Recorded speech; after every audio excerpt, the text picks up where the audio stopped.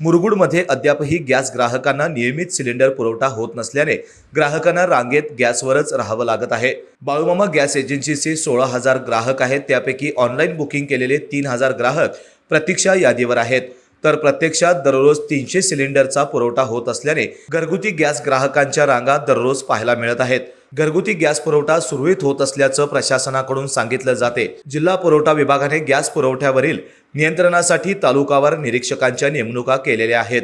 तक्रार निवारणासाठी toll free क्रमांकही दिला आहे, मात्र हे कागदोपत्रीच दिसते। प्रत्यक्षात वस्तुस्थिती पाहता ग्रामीण भागात गॅस सिलेंडरची टंचाई मोठ्या प्रमाणात भासत आहे।